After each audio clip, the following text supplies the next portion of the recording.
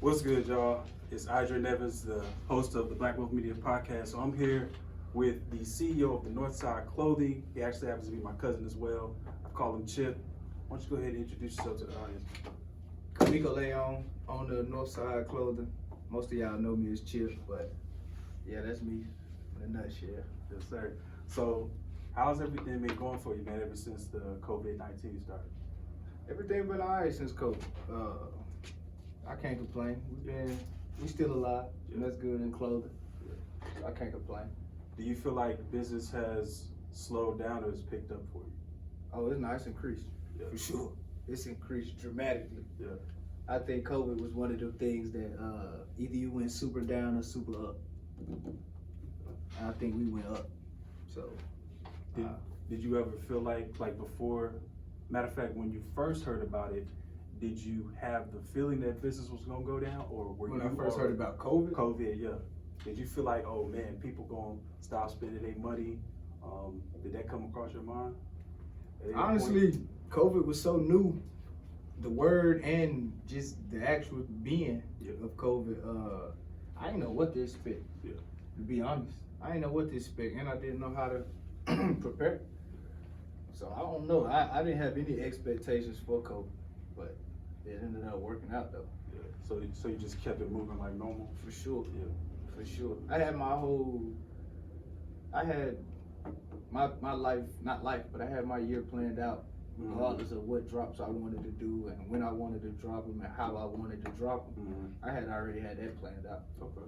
So COVID didn't stop none of that. Yeah, that's what's up. It did slow down the process of getting stuff done though, because some of my printers, they shut down due to COVID. Mm-hmm. So that was a factor I couldn't factor in. Mm-hmm. You know what I'm saying? But other than that, we made our way around that as well. So Yeah. COVID was alright. Still good. is. That's good. So, when you first heard about your printers, like when you first heard about them shutting down, like what kind of thoughts were going through your head initially? I mean, at first it was crazy because it's like, damn, what we supposed to do? Right. But at the same time, it's like any other obstacle you go through, man. Right. You know what I'm saying? Right. It's one step at a time, figuring it out. But like I said, we figured it out. We got past that quick. That didn't take long at all. Because once one shut down, other ones opened up. Mm-hmm. So it wasn't nothing. That's good. That's good. So, tell us what you were doing before you started Northside. Open sign just fell off, but I'm sure Yeah. you good. Due to statute of limitation, I ain't gonna say too much about what I was doing, but I did work jobs. Mm-hmm. I had small jobs, and they helped me get through. And I was in the streets, Mm-hmm. so what came with that. And that was what I was doing before clothes. I had little odd jobs, and mostly the street stuff. Yeah. For sure. So, when you came up with Northside, what inspired you to, start a clothing line and call it Northside? I don't know. I just know from being in the streets and chilling on the block, we yelled that word a lot. Yeah. Northside, Northside, Northside. We talked about it a lot, said it a lot. It was in our daily conversation. Mm-hmm. Okay. And I thought just, why not be creative and put it on a shirt? Right. And I probably wasn't the first to think of it, but I know for sure, as far as my city go, I was the biggest. Yeah. I took it the furthest at least. Right. That's what I know for sure. But I don't know. I guess just chilling on the block every day. Yeah. So would you say it was like a way of life, and like you can still consider it a way? Nah, of life? Northside is culture. Yeah. Culture is a way of life. And it's the Northside culture for sure. For sure. It's definitely a way of life. And it's for life too. Regardless if I would have never made a shirt, I was gonna be Northside for life, regardless. So I don't know, I just thought it was smart to put it on something and to brand it and to own it. Yeah. You know what I'm saying? That's smart. That's smart. That's what I wanted to do. Yeah. But it wasn't an aspiration I had my whole life either though, so nah. Speaking of aspirations, what were some of your aspirations? Besides money, or besides not wanting to work for people, or like what? Besides not wanting to work for people and like money. Like what was Well, the money came from the streets because I was used to get money every day. Yeah. And when you get money every day, it's a certain way you walk and talk, and it's a certain aura you carry when you getting money every day. Right. You know what I'm saying? So I wanted to keep that aura and that persona because I liked it. You know what I'm saying? I like that. But I didn't want to do it in a way that jeopardized my freedom. And as far as the job thing go, I ain't want to work for nobody my whole life because I never could keep a job past a year anyway. Yeah. Every time I work a job, it might not even be that bad of a job, but it was just, it'll just hit me though, like you operating somebody else's thing when you could be trying to operate your own. Right. And that's how that was about as far as the job part. But and so, would you say taking that mindset from the streets and then bringing it into a business, do you feel like that correlates as far as being fearless and running a business, or do you feel like it's different? It's for sure different, but it's the same. Yeah.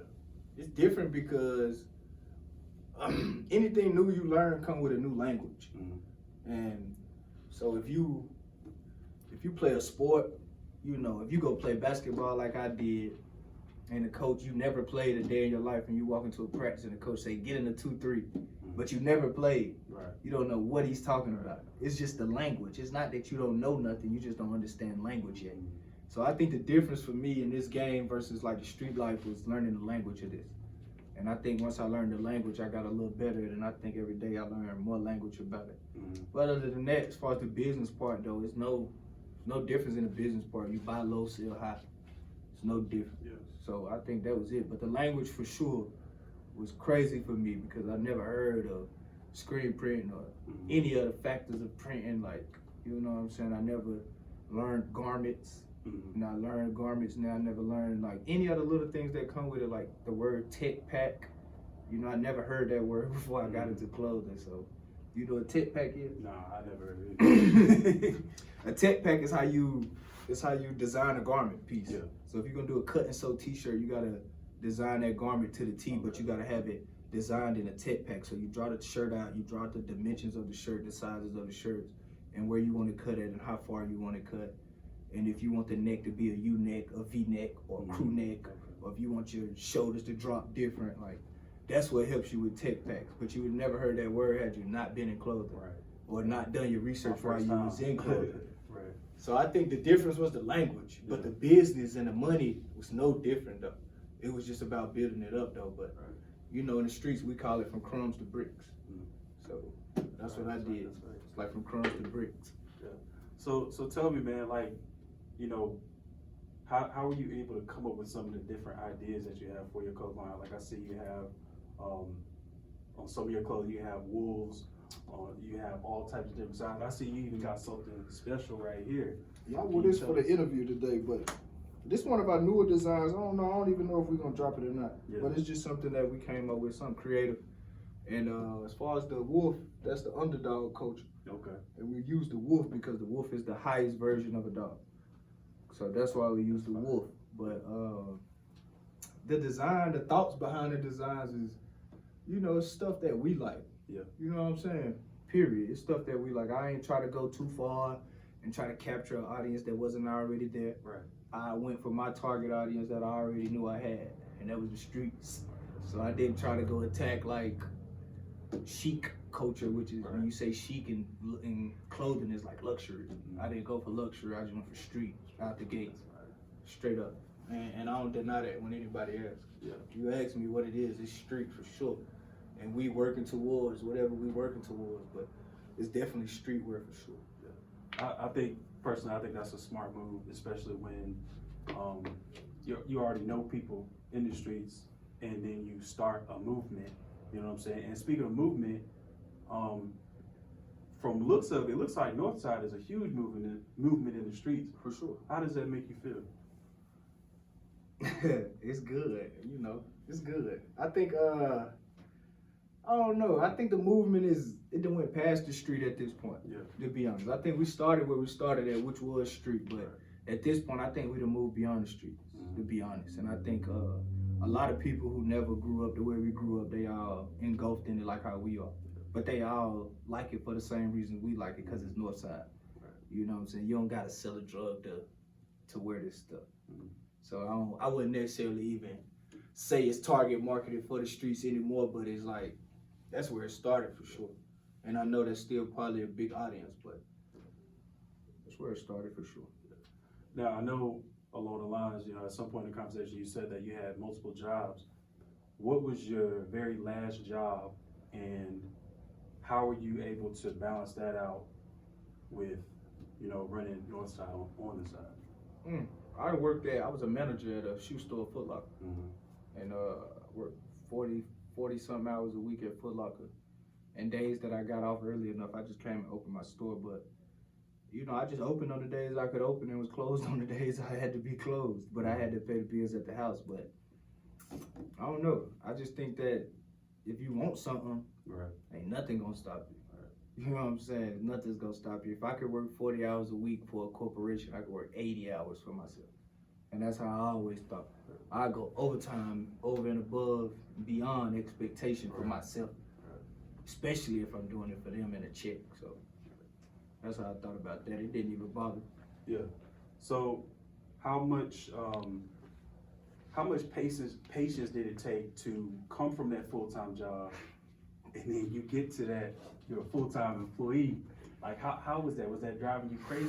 Oh my God, sitting in the store running somebody else's store for 18 months. Yeah. That was ridiculous in my eyes. Yeah. And in my eyes, it took 6 months longer than what I planned. I planned to be there for a year. Mm-hmm. It just ain't work out that way. Right. But I did. I planned to be there for a year. It didn't work out that way. And,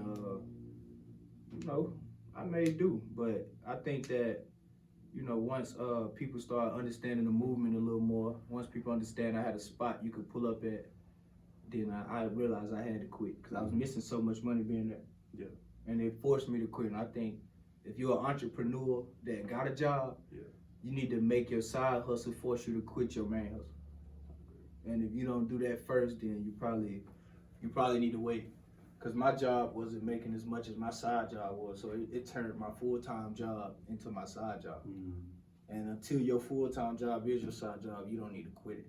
If you still make more money at where you at, you need to stay there and just, do what you gotta do until you build this up to that level. Or until you see potential in it to build to that level. But I don't tell people what to do, I go out and run. Yeah, I feel you. So what type of mindset did it take for you to, be able to run a business? Like, how did you educate yourself on learning the language? We spoke of that earlier, and just running a business in general. I ran Footlocker for 18 months. I was the manager, so nobody told me what to do. Yeah. I told them, and our numbers was high. We was number one a lot of weeks. We was there, and when I first got to that job, they were in a negative, and when I left, they were in a positive a lot, super positive. So I just understood from there, if I take that mentality, if a $1 billion corporation trusted me to run a operation, then it's nothing to run something this small. That's the mindset. It didn't take nothing. It took me to go to their job to get a little confidence to stay here and stick it out every day, because Footlocker taught me that every day not a good day. Right. Footlocker had bad days and they worth billions. You know what I'm saying? They worth billions, and if they have bad days, who are you? Right. You know what I'm saying? Right. They got bad days, who are you? That's how I looked at it. But I also understood that Footlocker does not have a connection to the community, though. Footlocker has zero connection to the community. The community uses Footlocker for what they got, for the service that Footlocker provide. I feel like if we provided a service that the community needed, then we could, be up one. Yeah.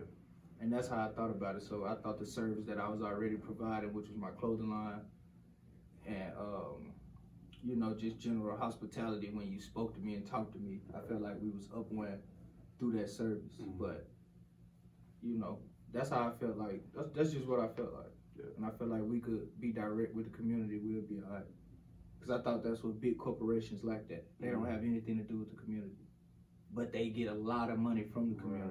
Right. So if you got something that you're doing for the community and they wear your stuff proudly and they know it represents the community that they walk in, then I feel like they'll support you more than they would support something like a Footlocker. And that's just my opinion. Yeah.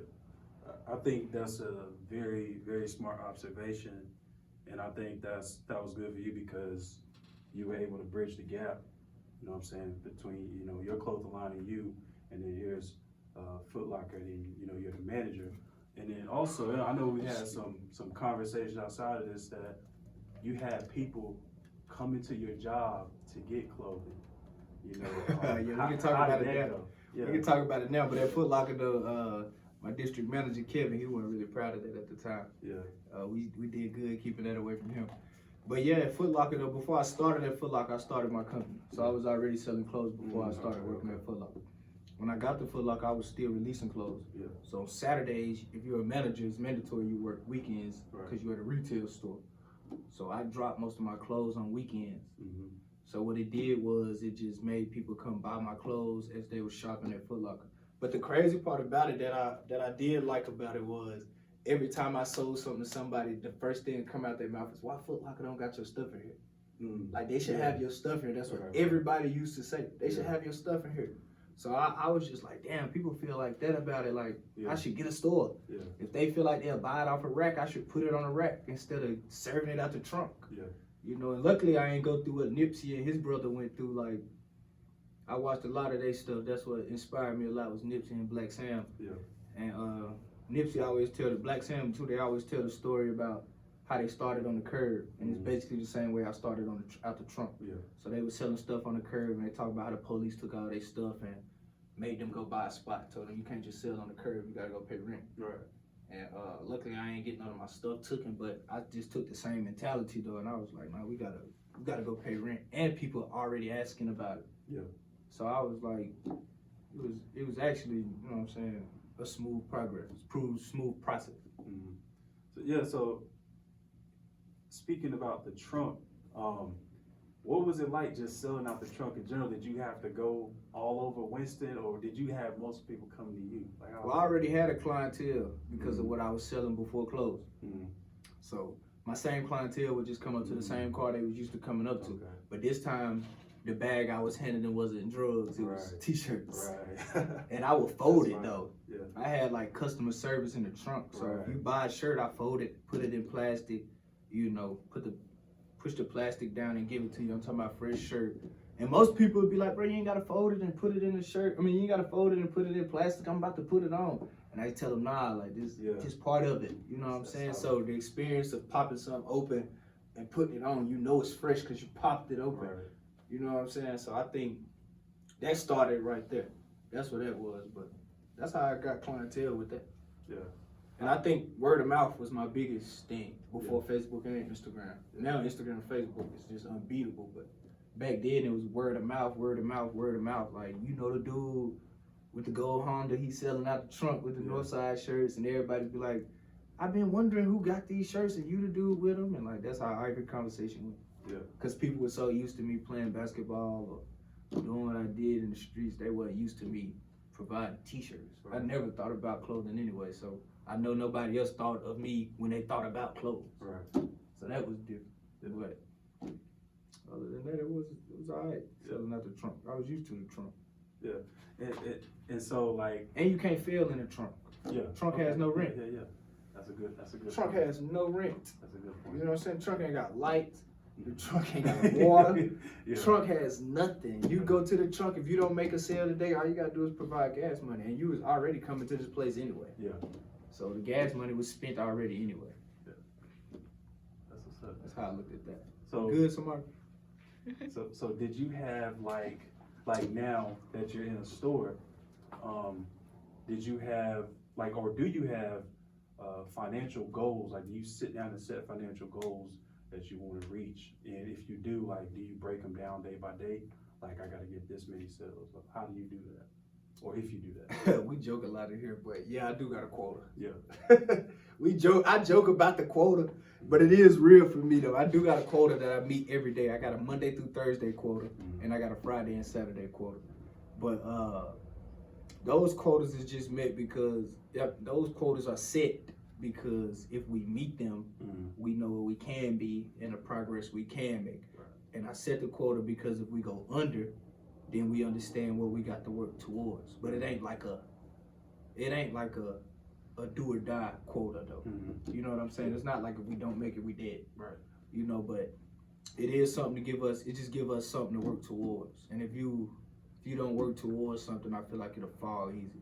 So I always focus on progressing. And I think that's what the quota is for. The quota is for continuous progress. It's how I gauge my progress. And in business, I learned that people gauge your progress off the money you make. off the sales you make, and you know, just off your money. Period. People gauge that, so people want to know you making money, and people spend money where money is being spent at too. So like when we buy signs like the Northside versus everybody sign, that's not cheap. But we buy like the other signs we got hanging, or we repaint the whole store, or we remodel the whole store, like what you saw us do. Right.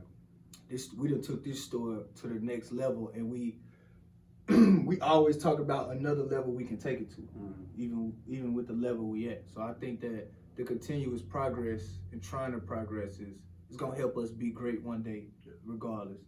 And we don't rush ourselves either. Right. We on our own time.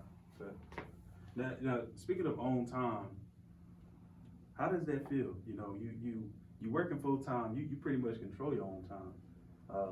Does that ever hit you, like, or is it just something you used to? Like, sometimes it's comfortable, but sometimes it's uncomfortable. Yeah. Cause, man, when you work a job, the security of the job is what lets you sleep good at night. Right. Cause you know, as long as you go to work on time and leave on time and do your job in between that time, you'll get your check. This don't matter. I could come here every day on time and leave on time and do everything in between, and I still might not get the same thing every day. Right. So that doesn't matter, but you know, it is a little bit comfortable, but at the same time, it's not. And you know, you got to deal with the uncomfortable times as good as you deal with the comfortable times. But I think playing basketball my whole life helped me out there, because you don't win every game. Right. And I think every day I come in this store, if I have a bad day, I take it like a loss.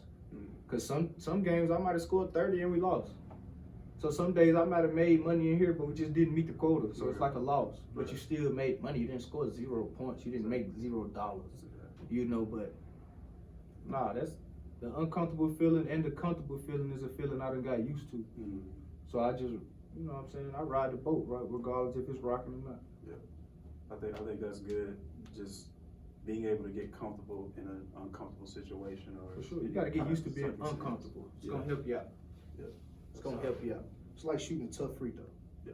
It's gonna help you out, because that's a uncomfortable situation, but if you know good and well, if it go good, the reward afterwards is gonna be amazing. You know what I'm saying? So I don't trip on bad days, and I don't trip on good days. I don't care what we make or what we don't make. I don't trip on either one. I trip on the progress, and you know, if people like it or if they're not, like that's what I trip off of. But I don't trip off being comfortable or uncomfortable though, and I try not to think about it either. Yeah. I don't try to think about it like, man, I can wake up whenever I feel like it. Yeah. No way. I feel you. Cause you can't think like that. Yeah. The day you think like that, you'll be dead and you'll be back working for somebody else. Yeah. You gotta work overtime. I'm talking about you gotta overgrind and you gotta work overtime. You know what I'm saying? You gotta go so hard, and people get tired of you promoting. People get tired of seeing your success. People get tired of seeing what you're doing. You know, they get tired of it. And it ain't that it's bad for you. It's just that, you know, some people don't accept success the same way others do. Yeah. Some people don't like to see you doing good. Because I know when I was selling out the trunk, I had a lot of people who would support me when I was out the trunk. Because they just probably thought of it as a dude out the trunk. But now that I got a store, them same people who was coming to my trunk, they don't come to my store. Which is their own reasons. But, you know, in my eyes, they don't like the success.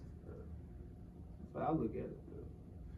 And speaking of that, you know, people loving your success and people hating on your success.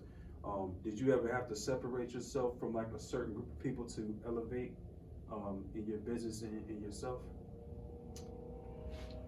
Nah, I'd had the same friends since like 8th grade. I'd had the same friends since 8th grade, and I never had to separate from them. The couple friends I got that I can count on one hand, they never judged me for my success, and I never judged them for theirs. I never judged them for their failures. They never judged me for my failures. But one thing I do make sure that I do with my friends is keep it real. So if we short on one end, I make sure I tell them where you short at. And if I'm short on one end, they make sure they tell me where I'm short at. But then, like I said, all of that goes back to just continuously wanting to progress. Right.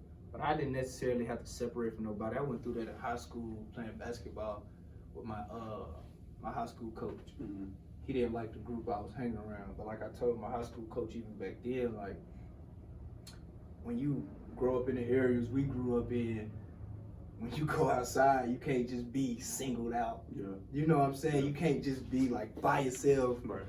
and stuff like that. So my coach didn't like who I was hanging with, and he always said the people you hanging with gonna go to prison one day, and if you hang with them, you're gonna go to prison. And he was right. All my friends have been to prison except one, but I haven't. So I think that just go back to being a follower versus being like a leader.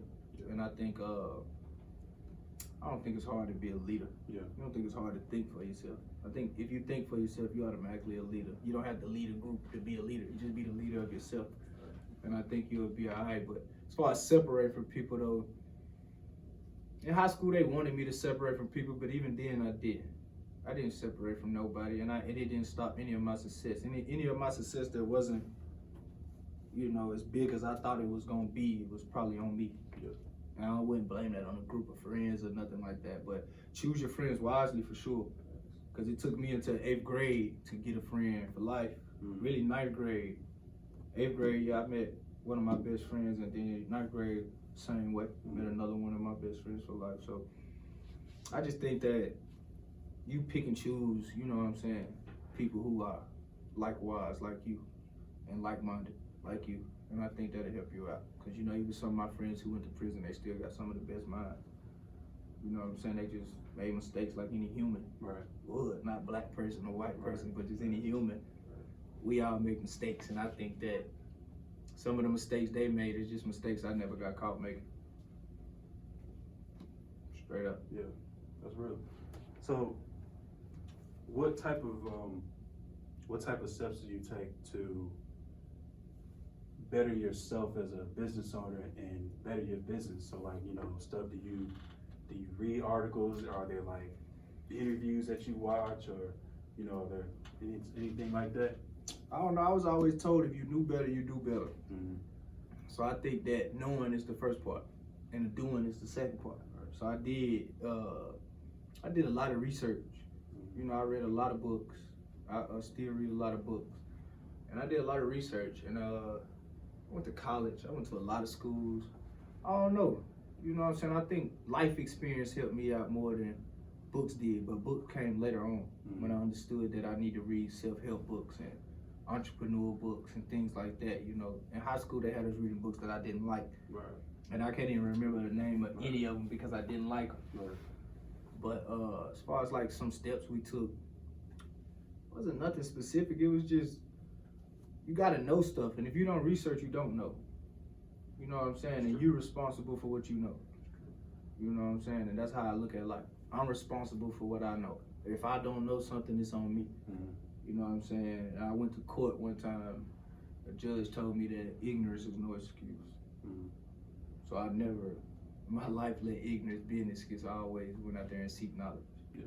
And the only way you're gonna be able to have an opinion on something is if you know something about it. How you gonna voice an opinion and not know anything? Right.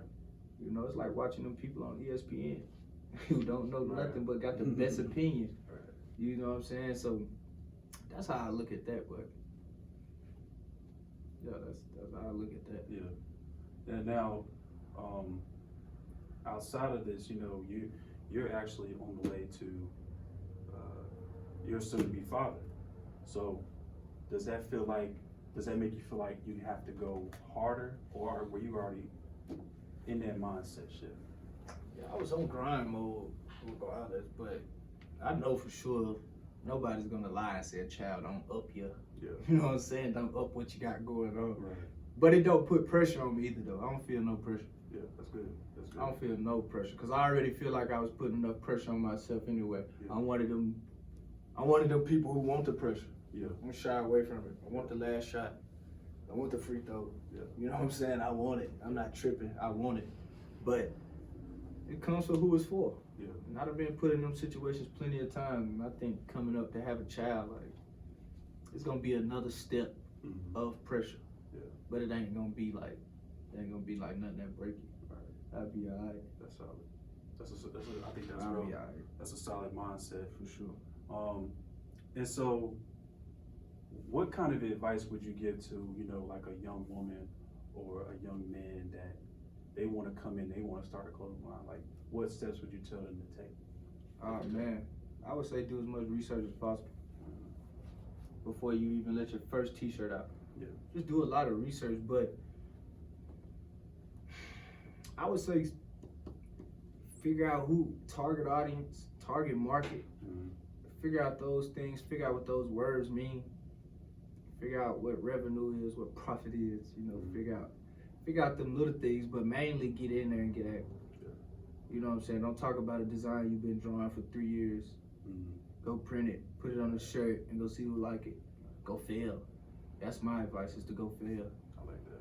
You know, go fail, because that's what's going to help you. Yeah. My failures helped me more than my successes did. For sure. Getting them jobs humbled me to the max. Yeah. They humbled me to the max. But it didn't stop my self-confidence. It just humbled me, though, to understand, like, you got a lot of work to do. Yeah. You know, and I think we still got a lot of work to do. Yeah. A lot. Facts. So, pretty much you're saying, go seek failure. Go for that. For sure. Yeah. For sure. I ain't even gonna say seek it, like don't go look for it. Yeah. But don't be afraid of it. Right. No, don't go look for it. Nah, don't look for failure. Don't even think of yourself as one. But when you do fail, don't be scared to try it again. And I think that's what I mean by go fail, because you gotta, it's like, you know, like you got a son. Yeah. It's like teaching your son how to walk. Right. How many times is he gonna fall before he actually Walk. walk? You know what I'm saying? So I think every time he fall, it might scare him to stand up again. Right. You know? But if he never falls, he probably will never walk. Right. You know what I'm saying? So I think you gotta fall Yeah. in order for you to walk. That's just how I think about life in general, though. I'm gonna fall. Yeah. And that's failing. So, but you're gonna get to walk. And the day you start walking, like when he turns 2 and he's walking unlimitedly, you're never gonna think about the days he was falling. Facts. That's facts. That's how it worked, though, for me. So all the failures I had, once I had success, I forgot about all the failures. They was like so irrelevant. Yeah. That's just how I think about it. Like I don't let a failure knock me. I done missed game winning shots. Yeah. I didn't already deal with the pressure of answering like newspapers when they like, man, how you feel when the shot didn't go in? Like, Yeah. what you mean? I feel like Yeah. heartbroken. All right. You know what I'm saying? Like emotionless. I don't even know what emotion could describe it. All right. You know, but I done already been through it. So failure is nothing to me. Yeah. Absolutely nothing. So when it comes to business, do you feel like you have had, matter of fact, when it comes to some of your worst days, like as a business owner, can you describe what that was like? Yeah, for sure. With the store, without the store. Both. Let's start without the store. So without the store, my worst day would probably be sitting in a hot parking lot on top of my trunk, nobody coming up to me. Yeah. That'd be like the worst day on the trunk. Mm-hmm. My worst day at the store would be like me sitting here all day and making no dollars. And not only not making no dollars, just having no interest, like nobody pulling up. Yeah. And I haven't had that since like March, but probably even before then, but I had those days early, like in January I had a couple of days where, you know, nobody even stopped. Yeah. But it didn't stop me. You know, I still got on Instagram, Facebook, and I still release stuff. I still talk positive because I understood. And like I told you, I worked at Footlocker. Yeah. So Footlocker set me up. They helped me out. Footlocker had bad days in there. Right. I worked at I worked at a street store. And it's a street store because it's not in a mall. So any Footlocker that's not in a mall, they deem it a street store. Right. So when you at a street store, it's like, you know, it's foot traffic and it's people that pull up. Excuse me. But you know, they had bad days and they worth $1 billion. So I don't think about a bad day here. Yeah. I don't. My homeboy sent me a message the other day, and if you read my quotes every morning that I put on Instagram, I put that in there. I was like, my homeboy from prison messaged me. Yeah. And he was like, how everything going? Is everything good? So I messaged him back, like, what you mean? And he like, I'm just checking on you. I'm like, bro, I ain't remember the last time I had a bad day. That's what I responded. Like, I don't remember the last time I had a bad day. I can't have a bad day. I don't even know what it feels like to have a bad day. That's solid. Forget the money. I ain't tripping on the money. I don't know what it's like to have a bad day. Yeah. You know what I'm saying? I don't know. I don't have bad days. And they all not great either, but I don't have bad days. Right. My bad days is bad as that word is too harsh of a word for me to describe it for my day, especially when I'm free and I got breath in my lungs. Right. There's no day is a bad day if I'm free with breath in my lungs, because that means I got opportunity. And if I got opportunity, it's a good day. That's solid. You know what I'm saying? That's how I look at it. But you got to, though. Yeah. You know, when you grow up out here and you grow up in environments that you don't have opportunity in every day. Yeah. So where we grew up at was, you know, people honored the hustlers. They honored the drug dealers. They honored like the people who came home from prison that was like, that stood on 10 toes, who didn't snitch on nobody. Yeah. They honored them type of people. They honored the hustlers, the people who came home from prison and stuff like that. And, you know, growing up, if that's how you see, that's what you want to be. You know what I'm saying? Yeah. And I was like, I want that same respect they get, but I want it in a different way. Yeah. You know what I'm saying? But that's just how it is. But the pressures from outside, it get anybody. Mm-hmm. It'll get anybody. I don't care what you say. It'll get anybody. You just gotta be strong and you gotta wiggle your way through it and somehow not get caught up in the mix, which is too easy to get caught up in. But anything easy, it ain't for me, so yeah, I went there really for the easy route. That's solid, man. That's really solid. Now I know earlier you were talking about like Nipsey Hussle and his brother Black Sam. For sure. Now I personally know that Nipsey Hussle is a huge inspiration for you. For sure. Do you have any other people? They don't even have to be famous, but do you have any other people that inspire you as well to keep pushing? People wise, I got people, but my situations is more than the people. I think growing up the way I grew up, I was a hustler like early. I'm talking about early. Yeah. Like second grade, I made money. I had $500 in elementary. Yeah. And I had $1,000 in middle school.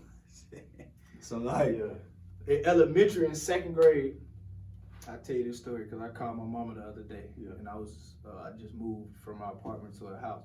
But in the process of us moving, we was moving stuff into the van. Yeah. And when we was moving stuff into the van, it was two women going to the to the dumpster. Yeah.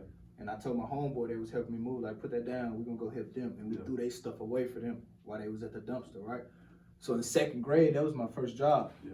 So in second grade, you're like 7 years old in second grade, 6 or 7 in second grade.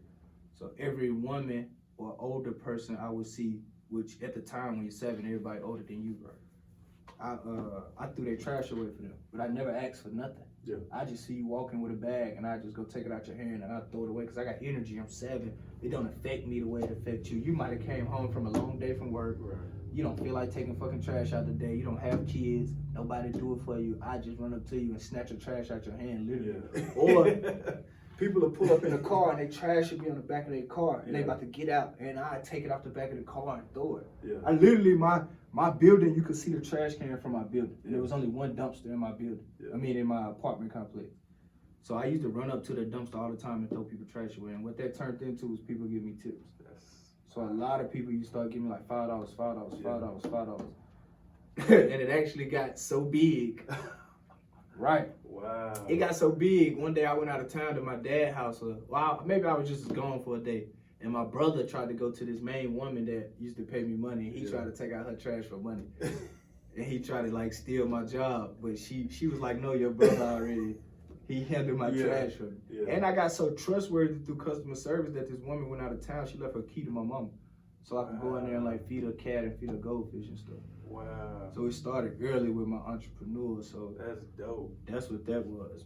And then even after that, like I had a candy woman in the hood who loved me. When I was in 4th grade, the way they describe it, I was so young, I don't remember. Yeah. But the way they describe it is she was gone at work and she had painters coming to her house to paint her house.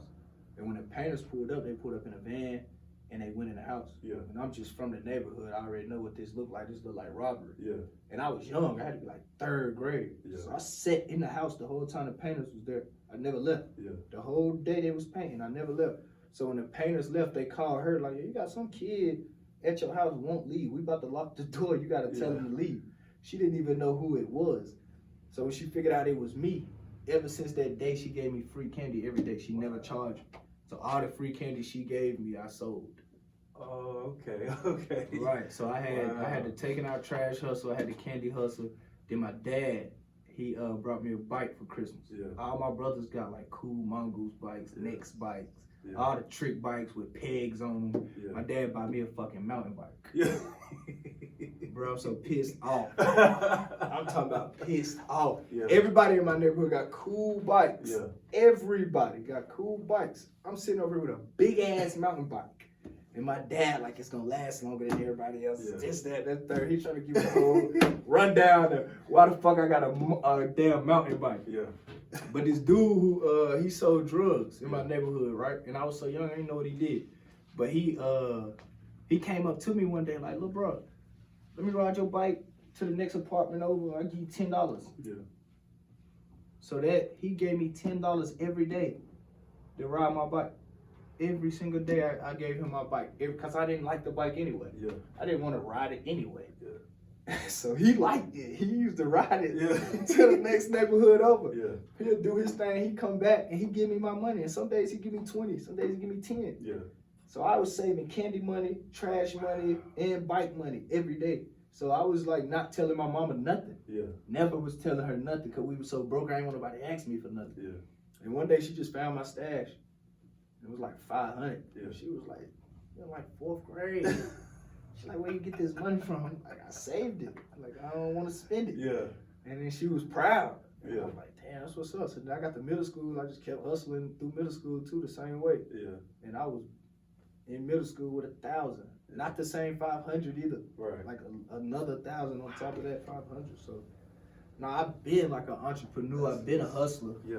Been a hustler. Like I was hustling, making money before all my brothers was, and I got 4 older brothers. Yeah. So I was making money before all of them. And I just liked it though. That was my hustle. Like my brothers was good at sports, and I was a hustler. Yeah. That's what I was. That's solid, man. I think that's very interesting. That's something new I'm learning. Yeah, for sure. I figured you know that. I saved that. I saved that. and I think, man, that's dope because that's not a story you hear about a lot of entrepreneurs. You know what I'm saying? Sure.